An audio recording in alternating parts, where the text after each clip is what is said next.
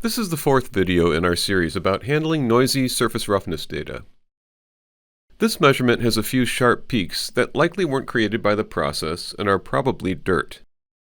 I don't have the option in this case to clean and remeasure the part, and I also can't smooth out the peaks with a median filter because there's real data around those peaks that I don't want to lose.